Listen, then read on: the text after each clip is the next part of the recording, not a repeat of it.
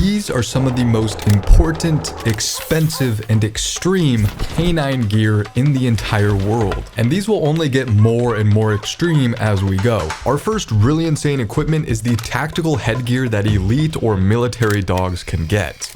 The very first of its kind was the Trident Canine Tactical Helmet. This would later transform into the Canine Helm CS1, as well with other companies like Dark Systems. This also comes with a live camera feed add-on so you can see exactly what your dog is seeing. Not to mention two-way audio systems so you can also hear what's going on and give commands to your dogs or anyone else in the vicinity. This completely blows the doggles that you might know about out of the water. Now this of course is the most modern tactical headgear available, but this sort of stuff started back in World War II, where you can see they use fully modified gas masks for their dogs in fear of chemical weapons. Now you will not see these gas masks on dogs today, as they are highly unpractical, as this mask restricts panting, which would overheat the dogs, but still, in order to perform their sentry duties, message carrying duties, and even mine detection, these masks were a very necessary defense. Most people don't know that there's actually lifeguard dogs. The dog's endurance and strength surpass those of many humans, while their acute sense of smell can help to locate missing people. Newfoundland dogs can swim for 3 nautical miles and can tow life rafts carrying 6 people. Once in the water, they're able to keep afloat both the rescuer and the person in need. However, these search and rescue dogs often work in unpredictable water conditions, so even really powerful dog swimmers like German Shepherds or Labrador Retrievers can quickly fatigue. So that is why it is essential to have a properly fitted flotation vest to conserve their energy, stabilize their body in the water, and most importantly, keep their head elevated. And these working vests are built differently than recreational ones. They have reinforced grab handles for boat extractions and attachment points for tethered swims during operations. And sometimes these dogs can bring these buoys alongside them as well. But yeah, these vests really turn these really amazing swimmers into really effective lifeguards.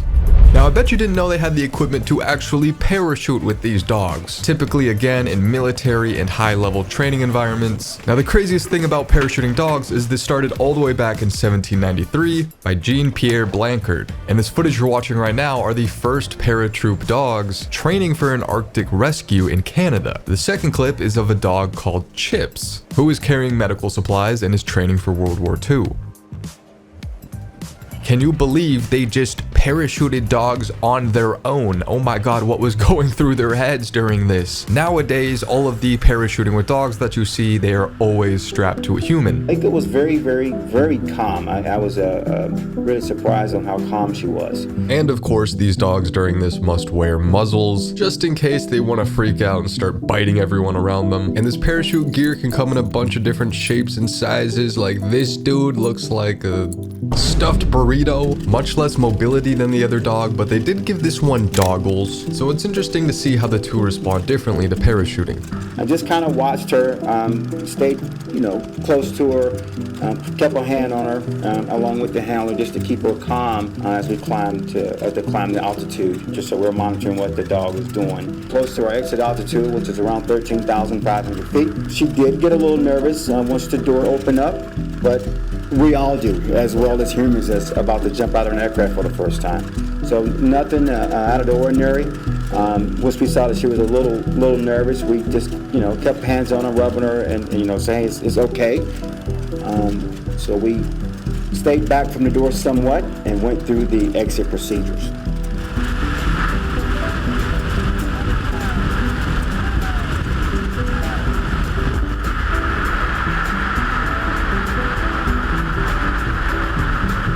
And so one thing I can't help but notice is even though this burrito looking thing looks way more ridiculous, this sort of restriction can actually be calming to the dog since it doesn't have a lot to do right now. Whereas this dog just appears to be somewhat flailing in the air with its legs, so it's hard to tell which harness is actually better.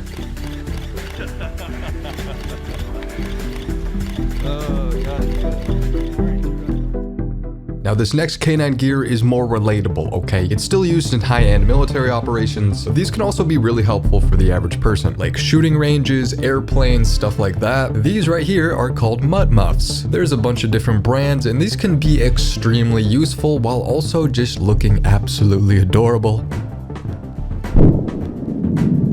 Dear During testing, I wasn't able to look at Zip while I was shooting, but in reviewing the footage side by side, I found that with the pistol, it may not have cured it completely, but he is a lot more comfortable with the headphones on. Now, before we get to the really high-end military equipment, this is the Wagon O2. These are specialized pet oxygen masks for first responders or very concerned pet owners. Since this program has been created, they have provided over 6,200 pet oxygen mask kits to nearly 3,000 departments in North America. So if you ever find yourself escaping a house fire and you got a pet who breathed in a lot of smoke, you better hope the firefighters that respond have this on hand. But now imagine getting your dog custom titanium teeth worth $2,000. Now these aren't for show like getting your dog some grills. Instead, these are usually given to military working dogs after tooth fractures from bite work, or to just preserve their bite strength in general. Now I'm sure a lot of you have heard about this or even gotten them for your own dog who hates them and never wears them, but these actually can come in handy for certain dogs who need to operate in extreme heat and cold, especially the heat, as if it becomes too hot, the asphalt can quickly become blistering for dog paws. So always be careful for that. Now, one of the coolest pieces of canine equipment is definitely this right here. If you're a canine in the military, something that is crucial to have is this helicopter harness, which costs a staggering $6,000. And just like the name implies, these harnesses allow for the dogs to be hoisted up by a helicopter. Once you do multiple runs there and you're comfortable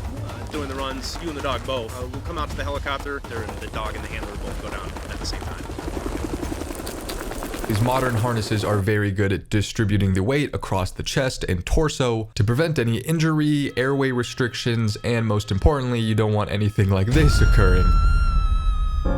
The way cutting-edge technology is transforming some dogs' lives is incredible, and this is all thanks to the canine exoskeleton research being conducted at Colorado State University. These are real exoskeletons for dogs with weak or non-functioning limbs. Now this, of course, is not open to the public for you to purchase yet. Basically, they're putting sensors on a completely healthy dog and capturing the data from how the dog walks, runs, sits, goes upstairs, basically everything it can. And once they get this data, they are then able to apply this exoskeleton to a dog with a non-functioning limb, which then tries to replicate the exact process from the other healthier dogs. And the sensors that are built into these braces literally anticipate the intent of the dog.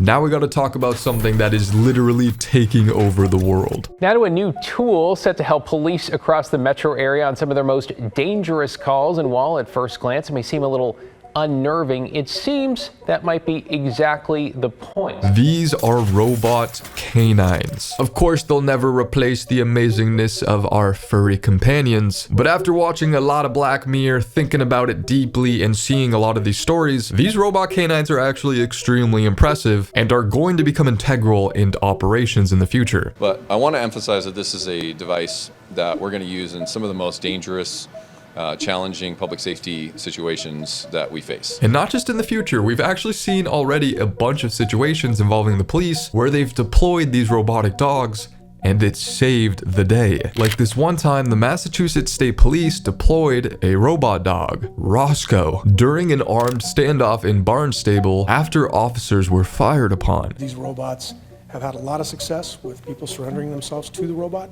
So I think saving one life is priceless. Obviously, this would be a very, very bad situation to send your alive canine into because you know that they're extremely armed and it's way too dangerous. This is the perfect situation for a robot dog.